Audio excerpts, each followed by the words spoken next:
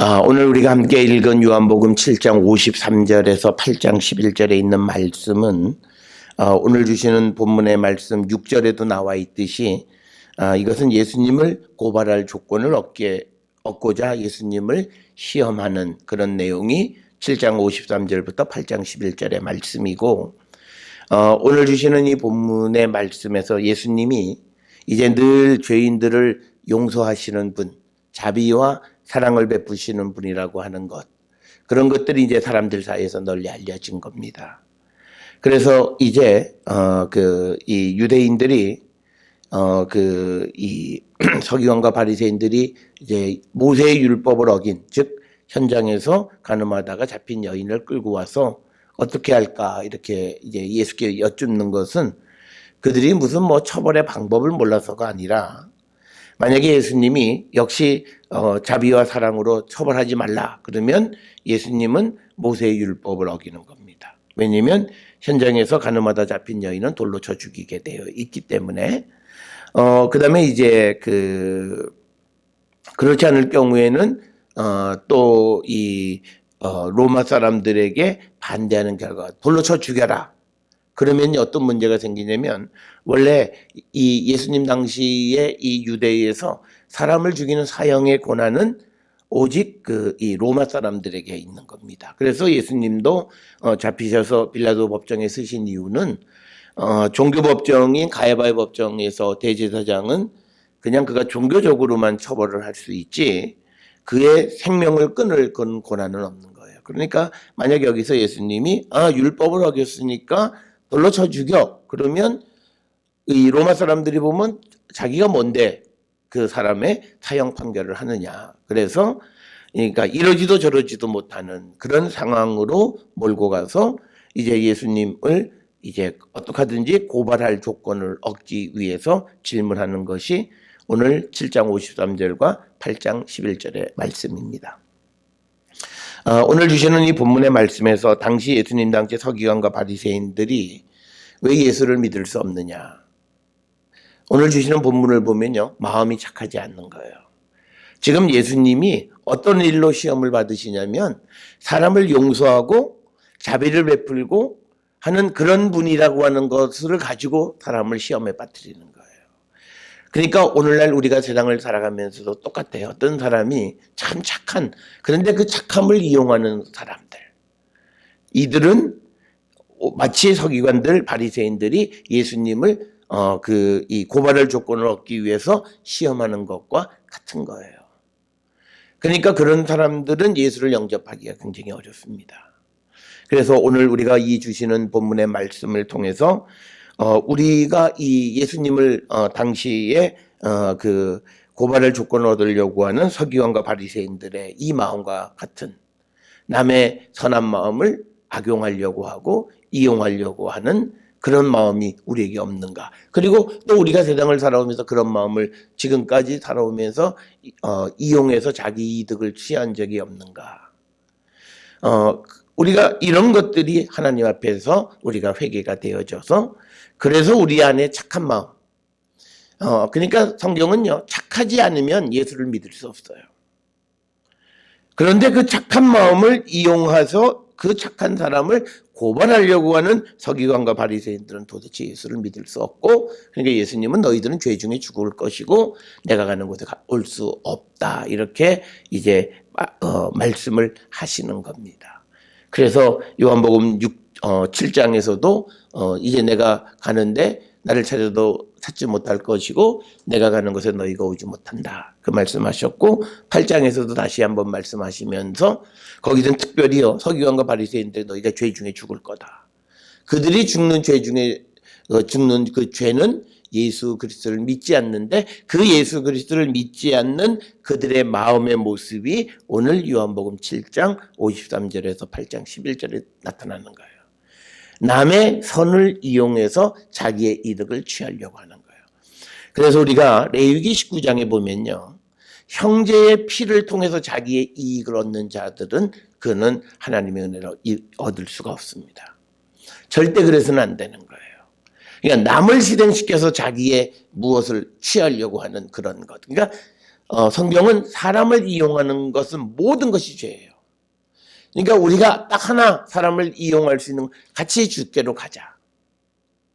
주님에게로 사람을 데려가는 일 이외에 자기의 어떤 이득을 위해서 사람을 이용하는 건 다 죄예요. 그래서 우리 민족이 하나님 앞에 범죄하고 있는 것 중에 하나가 뭐냐면요. 우리는 사람을 이용해요. 정치인들은 국민들을 이용해서 자기의 그 정치적인 목적을 달성하려고 하는 거예요. 그런데 우리는요. 아무도 그걸 얘기하지 않아요. 오늘날 우리가 살고 있는 이 시대에는요. 우리가 세상에서 정해진 법이 당신은 자격이 없어 라고 얘기해도 듣지도 않아요. 그건 신앙이 아니에요. 교만이고 그게 죄악이에요. 자기를 돌아봐야 돼요. 이게 잘못됐구나. 그런데 그게 아니라 신앙이라고 하는 허울로 자기의 이득을 취하기 위해서 많은 사람을 신앙적인 그 갈등으로 이끌어가는 거. 그건 바람직하지 않아요. 오늘 우리가 살고 있는 이 시대가 그런 시대고 한국에 크다고 하는 교회들에서 나타나는 현상이 그거예요. 그래서 오늘 주시는 이 본문에 착한 마음, 선한 마음을 자기의 목적을 위해서 사용하려고 하는 자들은 예수를 믿을 수 없다는 거예요. 그래서 예수님을 믿지 못하고 어떻게 하든지 예수님을 죽이려고 하는 것이 오늘 가늠하다 현장에서 적발된 여인을 예수님에게로 데려오는 이 사건이 되겠습니다. 우리가 조금 전문적인 얘기를 하면 요한복음 이 7장 53절부터 8장 11절은 그러니까 요한복음이 7장 52절하고 8장 12절이 바로 연결이 돼버려요. 그래서 많은 사람들은 이 7장 53절부터 8장 11절 부분은 언어도 다르고 다른 요한복음하고 언어가 좀 달라요. 그래서 이거는 나중에 첨가되어지지 않았을까 이렇게 생각을 하고요. 12세기까지 이 요한복음 7장 53절부터 8장 11절은 그 교부들이 주석도 하지 않았어요. 원래 요한복음에 있던 것이 아니다. 뭐 이렇게 생각을 했는데 지금 우리에게는 그런 역사가 있다라고 하는 거지 그렇다고 우리가 그걸 그대로 따를 필요는 없다라고 하는 겁니다. 그래서 이제 이 사람들이 다 집으로 돌아가고 예수님은 감람산으로 가셨다라고 하는 겁니다. 그러니까 여기서 중요한 건 뭐냐면 예수님은 사람들과 다른 방향으로 가셨다는 거예요.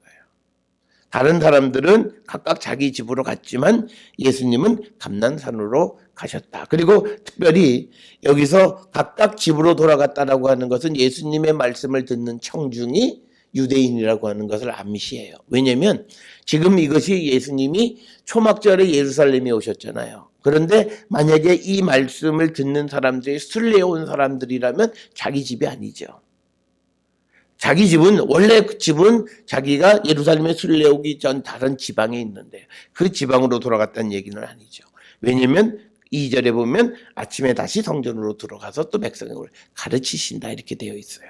그래서 53절에 다 각각 집으로 돌아가는 것은 유대인들 특히 예루살렘에 거주하는 그런 유대인들일 확률이 크다라고 하는 거고 그래서 예수님은 감람산으로 가셨다라고 하는 겁니다. 감람산은 해발이 한 815m 정도 되고요. 그리고 이 성전산하고는 이 높낮이가 그렇게 큰 차이가 안 나요. 성전산하고 높이는 한 25m밖에 고도의 차이가 나지 않아요. 그런데 문제는 감람산하고 성전산 그 예루살렘 성전에 있던 그 두 곳 사이에 기드론 골짜기라고 하는 계곡이 깊이 있어요. 이 계곡이 한 615m 정도 깊이 들어가요. 그러니까 이게 높은 곳에서 내려갔다가 다시 올라가니까 성전에서 감람산으로 가는 길은 그렇게 쉬운 길은 아니었다라고 하는 거고 경사가 매우 급한 거예요. 그러니까 이건 뭐냐면 예루살렘하고 특히 성전하고 예수님이 분리되어지는 거죠. 그리고 특별히 또 감람산으로 가셨던 것은 아마 베단이나 벳바게 같은 감람산 너머 쪽에 있는 그런 마을 거기에서 아마 하루를 보내시지 않았나 이렇게 생각을 합니다. 그래서 감람산으로 가신 다음에 그 다음에 아침에 성전으로 가셨다. 여기서 얘기하는 아침은 이른 아침을 얘기하는 겁니다. 우리가 예루살렘의 그 순례를 해보면 서양에서 온 순례객들은요 아침 일찍 이 순례를 가요. 특히 예루살렘 순례는 아침 일찍 가요. 그 이유가 이거예요. 예수님이 아침 일찍, 그냥 아침이 아니라 이른 아침에 다시 성전으로 들어오신 거예요. 왜냐하면 우리가 지금 이 초막절이 있는 이때는 건기에서 우기로 넘어가는데 아직까지 낮에는 해가 뜨거워요. 그렇기 때문에 아침에 일찍 가서 성전에서 이제 사람들을 가르치시기 위해서 아침 일찍에 성전으로 들어오시고, 그렇게 되니까 이제 백성들이 다 나오고 앉아서 그들을 가르쳤다라고 하는 겁니다. 그러니까 예수님에게 배우려고 하는 사람은 전부 앉아서, 서서 이렇게 어정쩡한 게 아니야. 앉는다라고 하는 것은 내가 예수님의 가르침에 집중한다는 얘기예요. 그냥 우리가 내가 시간이 없거나 뭐 그래서 뭔가 일을 하는 걸 보면 그 사람들은 자리에 앉지 않고 뒤에서 서성이다 그냥 자기 볼일 보러 떠나고 하잖아요. 그런데 그게 아니라 이 사람들은 예수님이 성전에 들어오셨을 때 백성들이 다 그 앞에 나와서 앉으셔 기다렸다는 거예요. 예수님의 가르침을 듣고 싶었던 거예요. 그러니까 왜 이들이 예수님의 가르침을 듣고 싶었느냐? 이거는요. 이 7장 46절에 대제사장과 서기관들이 보냈던 아랫사람들이 대답하잖아요. 그 사람이 말하는 것처럼 말한 사람이 이때까지 없었다. 그러니까 아직은 성령 안에서 그들이 예수님이 누구인지를 알지는 못하지만 그러나 하여튼 예수님이 가르치시는 거는 서기관들이나 종교 지도자들이 말하는 것과는 다른 그런 가르침을 가르치고 계셨다라고 하는 거죠. 그래서 가르치시는데 서기관과 바리새인들이 음행 중에 잡힌 여자를 끌고 오는 겁니다. 그래서 예수께 말하되 선생이여 이 여자가 가늠하다 현장에서 잡혔나이다 이렇게 이야기를 합니다. 그러니까 그러면 이 5절에 모세는 율법에 이러한 여자를 돌로 치라 명하였거니와 선생은 어떻게 말하겠느냐. 여기서 이 바리새인과 서기관들이 예수님을 선생이라고 부르는 것은 예수님을 존경하는 의미의 선생이 아니에요. 그냥 약간 비아냥거리는 의미의 선생이라고 하는 그런 호칭을 사용한 것이고요. 그래서 레위기 20장 10절에 보면요. 누구든지 남의 아내와 간음하는 자, 곧 그의 이웃의 아내와 간음하는 자는 그 간부와 음부를 반드시 죽일지라. 반드시 죽이게 되어져 있고요. 또 우리가 신명기 22장 22절에도 똑같아요. 어떤 남자가 유부녀와 동침한 것이 드러나거든 그 동침한 남자와 그 여자를 둘 다 죽여 이스라엘 중에 악을 제할지니라 이렇게 되어 있어요. 그러니까 지금 이 사람들이 그 율법에는 여자를 돌로 치라고 되어져 있다라고 하는 거죠. 구체적으로 돌로 치라고 하는 것은요. 아까 우리가 보셨던 신명기 22장 24절에 보면 너희는 그들을 둘 다 성읍문으로 끌어내고 그들을 돌로 쳐 죽일지니 이렇게 되어 있어요. 그러니까 돌로 간음하다 걸리면 돌로 쳐 죽이라 이렇게 기록이 되어 있고요. 그 다음에 이제 에스겔 16장 38절에도 내가 또 간음하고 사람의 피를 흘리는 여인을 심판한 같이 너희를 심판하여 진노의 피와 질투의 피를 너에게 돌릴 것이다. 이렇게 되어 있어서 그 간음한 것 자체는 굉장히 엄격하게 규정하고 있으면서 그 다음에 이제 16장 40절에 무리를 데리고 와서 너를 돌로 치며 칼로 찌를 것이다. 음행을 한 사람을 돌로 치겠다라고 하는 거죠. 물론 에스겔 16장은 이스라엘이 우상을 숭배하는 것을 음행에 비유하는 거죠. 그래서 성경은 음행이라고 하는 것 그것에 대해서 돌로 쳐서 죽이라고 하는 그런 엄격한 그런 율법의 규정이 있는 거예요. 그러니까 이렇게 되어 있는데 선생님은 이 여인에 대해서 어떻게 하겠느냐. 그런데 이 바리새인들이 서기관들이 바리새인들이 그냥 자기들이 그 율법에 의해서 집행하면 돼요. 그런데 굳이 예수님에게로 데려온 이유는 예수님이 죄인들의 친구가 되시고 용서하시고 그런 것을 우리가 그리고 아마도 우리가 사마리아 여인과의 그런 대화나 이런 소문들이 예루살렘에까지 들렸을 거예요. 왜냐하면 서기관과 바리새인들은 예수를 죽이려고 했기 때문에 예수님에 관한 모든 정보를 수집했을 거예요. 그래서 예수님이 행하신 것, 어록, 말 한마디 한마디, 그래서 예수님을 얽어매려고 하는 거예요. 그래서 이제 이 여인을 데려와서 어떻게 말하겠나이까? 자기들이 몰라서가 아니라 예수님을 이제 함정에 빠뜨리기 위한 것이다. 그래서 6절에 그들이 이렇게 말하면 고발할 조건을 찾으려 조건을 얻고자 하여 예수를 시험함이로라. 예수께서 몸을 굽히사 손가락으로 땅에 쓰셨다. 이렇게 되어 있습니다. 오늘 우리가 주시는 이 본문 6절 이하부터 11절까지 해서요. 세상은 우리를 미워합니다. 왜냐하면 예수님을 미워하기 때문에. 특별히 예수님의 말씀에 대해서 세상은 미워해요. 특히 예수님이 사랑하라. 오늘날 우리가 이 땅을 살아가는 모든 사람들이요. 마음속에 있는 원한을 해결하지를 못해요. 그래서 믿음으로 가득 차 있어서 그들이 성전을 밟아요. 그건 성전을 더럽히는 거예요. 오늘날 한국의 성전들은요. 마음에 이 상처 입은 자들이 와서 치유를 받고 고쳐서 나가야 되는데 계속 그 상처를 마음에 안고 살아요. 그것도 성전을 더럽히는 거예요. 왜? 주님은 우리 마음속에 있는 모든 분노 그리고 시기, 누구를 미워하는 마음, 원망하는 마음 이거 다 씻으라고 말씀하셨어요. 그런데 그거를 씻어내지 않고 자꾸 성전을 밟는 것은 올 때마다 성전을 더럽히는 죄를 짓는 거예요. 그러니까 우리는 아무도 그 생각 안 해요. 나만 그냥 약자고 나만 아파요.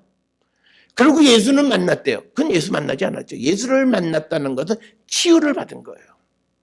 성령이 내게 임하셨다라고 하는 건 치유함을 받은 거예요. 옛것은 다 지나간 거예요. 그리고 내가 새 것이 된 거예요.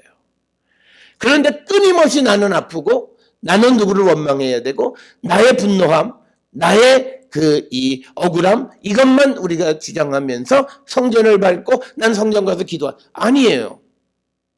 한두 번은 그럴 수 있지만 주님 앞에 오면 우리가 치유를 받아야 돼요. 그 치유는 내가 용서하는 게 치유예요. 여러분 우리는 누가 나를 용서해 그러니까 오늘날 우리는요 누구를 용서하는 능력이 없어요.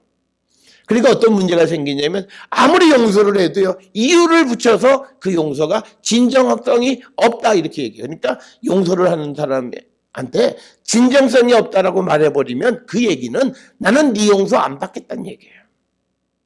그런데 사람들이 뭘 요구하냐면요 용서해 대신 너가 죽어서 용서해. 그건 용서하는 거 아니에요. 오늘날 우리가 어떤 일들에 대해서 물론 그 잘못한 것의 이 정도는 따져야 되겠지만 잘못했다 그러면요 잘못한 것으로 끝나지 않아요. 너 거기서 내려와. 너 옷 벗어. 너 굶어 죽으란 얘기예요. 그건 용서가 아니에요. 어쩌면 더 큰 상처를 주는 거예요. 그건 용서가 아니에요. 그러니까 우리는 무슨 자기 앞에 와서 우리는 절대 용서 안 해요. 용서의 능력이 없는 거예요. 그래서 우리가 참으로 우리가 지혜로움을 가져야 되는 건 뭐냐면 오늘 주시는 이 본문에서 이 사람들이 어떤 의도로 예수님에게 질문하는지를 예수님이 아시기 때문에 그 함정을 피해 가세요. 그래서 예수님은 치란 말도 아니고 치지 말란 말도 아니에요. 그런 어떤 지혜로움을 가지고 이들이 그 파놓은 함정을 비껴가시는 그 지혜를 우리는 본받아야 된다라고 하는 겁니다. 그래서 예수님이 몸을 굽히사 손가락으로 땅에 쓴 거죠. 그때 그들이 그런데 손가락으로 땅에 그렇게 쓰니까 그들이 묻기를 맞이 아니한지라 이 말은 예수님에게 다시 다그쳐 묻는 거예요. 그러니까 일어나면서 말씀하시기 너희 중에 죄 없는 자가 먼저 돌로 치라라고 하는 거예요. 그러니까 예수님이 돌로 치라고는 얘기하셨어요. 그런데 앞에 조건이 있어요. 너희 중에 죄가 없는 자가 먼저 돌로 치라라고 하는 겁니다. 우리가 이스라엘 사람들이 돌로 누구를 칠 때요, 그것에 증인하는 사람, 증인으로 섰던 사람이 먼저 돌로 치는 거예요. 그래서 그 일이 정말 잘못된 게 아니다. 만약에 내가 거짓으로 이 사람을 고발해서 치면 내가 그 죄를 다 뒤집어 써야 되는 거예요. 그래서 먼저 치라라고 하는 거죠. 그러니까 치란 말도 아니고 치지 말라는 말도 아니에요. 그러니까 우리가 다 알다시피요, 죄가 없는 사람, 이 말은 뭐냐면요, 결국은 예수님은 로마서 2장 1절에 우리는 사람을 판단할 수 없다는 얘기예요. 그래서 로마서 2장 1절에 그러므로 남을 판단하는 사람아, 누구를 막론하고 내가 핑계하지 못할 것은 남을 판단하는 것으로 내가 너를 정죄함이니 판단하는 내가 같은 일을 행함이니라. 그러니까 우리가 남을 판단하는 것은 행해서는 안 된다라고 하는 겁니다. 그래서 예수님의 말씀은 그거예요. 죄 없는 자가 먼저 돌로 치라. 그러니까 그렇다고 해서 그러면 예수님이 간음하는 여인의 간음을 허용하고 인정해 줘요. 그거 아니에요. 우리가 예수님께서 이 여인과의 이 대화, 이 사건의 가장 큰 건요, 11절에 나와 있는 맨 마지막에 다시는 죄를 범하지 말라. 이게 핵심이에요. 예수님이 용서해 주시는 분, 여기에 머무르면 안 돼요. 그 예수님이 용서하시면서 마지막 부탁이 뭐냐면 가서 다시는 죄를 범하지 말라. 이게 핵심이에요. 그러니까 하는 주님에게 용서받고 다시는 죄를 짓지 말라고 하는 거예요. 자, 그래서 이 사람들이 이 돌로 치라고 말씀하시고 다시 몸을 굽혀 손가락으로 땅에 쓰시니 그들이 이 말씀을 듣고 양심의 가책을 느껴 어른으로 시작하여 젊은이까지 하나씩 나가고 오직 예수와 그 가운데 섰는 여자만 남았더라. 여기서요, 양심의 가책을 받은 사람은 누구냐면요, 예수님에게 지금 그 가르침을 받던 사람이에요. 그러니까 예수님이 성전에 가서 들어가시니까 많은 무리들이 와서 예수님 앞에 앉아서 배우고 있었잖아요. 그러고 배우고 있을 때 그때 바리새인과 서기관들이 이 현장에서 음행에다 걸린 여자를 데리고 와서 예수님에게 묻는 거예요. 그랬을 때 예수님의 그 말씀을 듣고 사람들이 양심의 가책을 느꼈고 또 그 속에는 바리새인과 또 서기관들도 양심의 가책을 느꼈다. 이렇게 되어 있어요. 그러니까 예수님에게로부터 들었던 사람들, 지금 교육을 받고 있던 사람들, 그리고 바리새인과 서기관들 모두가 다 양심의 가책을 느낀 거예요. 여기서 우리에게 중요한 건 뭐냐면요, 양심의 가책을 느꼈다는 건 부끄러움을 아는 거예요. 그리고 부끄러움을 알게 되면 회개로 이어지는 거예요.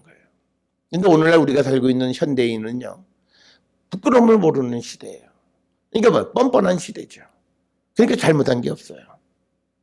그러니까 마음의 부끄러움을 알면 그 사람은 그 생각만 하면 내가 창피해. 그래서 다시는 그 일을 안 하는 거예요.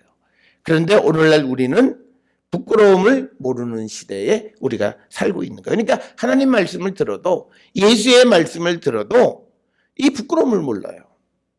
그러니까 마치요, 양심이 화인 맞은 자 같아요. 그러니까 뭔가를 듣고 이게 정말 내가 너무 부끄러워, 하나님 앞에 정말 내가 나를 드러낼 수가 없어 라고 하는 그런 부끄러움이 우리 가운데 있어야 돼요. 그게 성도예요. 그런 마음으로 주님 앞에 나오는 거예요. 그러니까 뭐예요? 부끄러우니까 고개를 제대로 들지 못하죠. 우리가 자녀들이 부모에게 뭐 잘못하면 그들이 고개를 제대로 들지 못하고 자기 마음의 이 죄책감 때문에 자기를 얼굴을 들지 못하는 그런 것, 그게 우리가 이성적인 사람도 세상에서 그래요.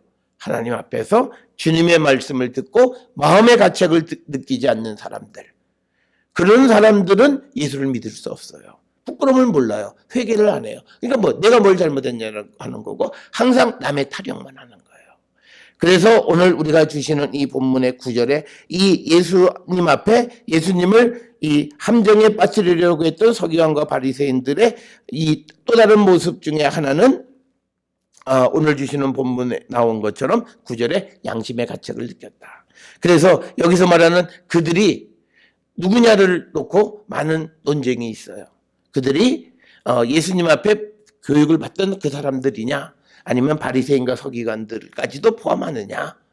왜냐하면 바리새인과 서기관들이 앞에서는 이 양심의 가책을 받을 만한 그런 흔적이 전혀 없어요. 그런데 오늘 본문에 보면 하여튼 예수님 앞에 있었던 모든 사람들을 의미한다고 볼 수밖에 없어요. 왜냐하면 지금 이제 그 말씀을 하고 나니까 예수님과 여인만 남아있은 거예요.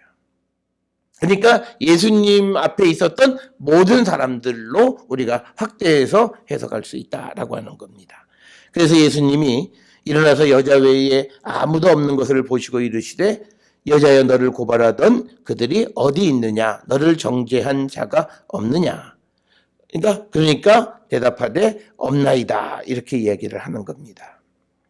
그때 예수님이 나도 너를 정죄하지 아니하노니 가서 다시 죄를 범하지 말라라고 하는 겁니다.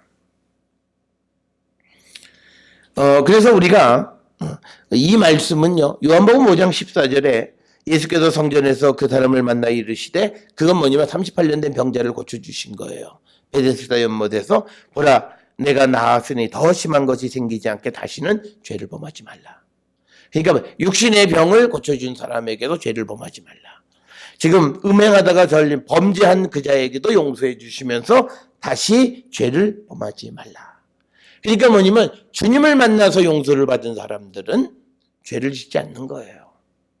우리가 예수 그리스도의 십자가의 부활을 믿는다라고 하는 건 뭐냐면 그 주님의 부활을 믿는 거는 나의 육신의 모든 죄가 죽었다는 거죠. 그래서 내가 이제 하나님에 대해서 살아있는 새 사람이 되었다라고 하는 거죠. 그러면 나는 어떻게 돼야 되느냐? 이제는 죄를 짓지 않는 거예요. 용서를 받았기 때문에 죄를 짓지 않는 거예요. 이게 주님의 말씀이에요. 주님의 용서를 우리는 너무나 우리가 천편일률적으로 자기에게 유리하게 매번 죄짓고 회개하고 죄짓고 회개하고 죄짓고 회개하고를 반복하는 걸로 얘기하는데, 예수님은 분명히 얘기해요. 용서하시고 고쳐주시고 그에게 부탁하시는 거는 심한 것이 생기지 않게 다시는 죄를 범하지 말라고 말씀하시거나, 오늘 이 본문에서 11절에 가서 다시는 죄를 범하지 말라. 이게 주님의 부탁이에요. 그러니까 우리가 예수를 만난 사람은 그 다음엔 죄 짓지 않아야 되는 거예요. 그게 아주 간단하게 나타나는 거예요. 주님으로부터 내가 치유를 받았어. 그럼 내가 주님을 만나서 내가 정말 새 생명을 얻었고 하나님의 은혜를 내가 받았어라고 고백하면 그 사람은 다시는 죄를 지을 수가 없다는 거예요. 그건 예수께서 말씀하신 거예요. 나도 너를 정죄하지는 않아. 그렇지만 너는 죄 짓지 말라는 거예요. 그러면 가서 또 죄 지면 어떡하느냐? 우리는 이걸 물어요. 얼마나 양심이 나빠요. 죄를 짓지 말라 그러면 안 질 생각을 해야 되는데 또 지면요, 이 얘기를 우리가 하는 거고, 그러면서 70번씩 7번은 이것과 무슨 관계가 있나요? 뭐 이런 질문들을 해요. 근본적으로 죄를 짓지 않을 생각을 해야 되는 거예요. 70번씩 7번씩 용서라는 것은 우리가 남을 용서하는 것이 내가 남에게 용서받으라는 얘기가 아니에요.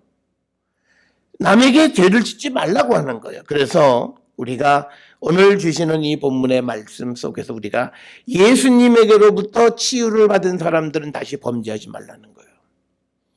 굉장히 중요한 거예요. 그러니까 우리가 예수 그리스도의 부활 그리고 성령을 체험하고도 다시 죄를 짓는 자에게 다시 회개할 기회를 주지 않는다는 말씀이 여기하고 딱 떨어맞는 거예요. 그 성경에 있는 말씀이에요. 우리는 그 말씀을 듣지 않는 거예요. 그런데 왜 그러느냐? 예수님이 용서를 해줘. 대신 너는 가서 다시는 죄를 범하지 말라. 이 말 부탁을 하신 거예요. 그런데 또 와서 죄를 짓는다? 그건 모르겠어요. 그 주님에게 가서 물어보세요. 나 주님 만났고 주님 언제 나 용서해 주셨잖아요. 근데 내 또 죄 졌거든요. 어떡하나요? 그 왜 목사한테 물으세요? 성경에 답이 있고 예수님에게 물어보세요. 그런 믿음을 얘기하는 거 아니에요.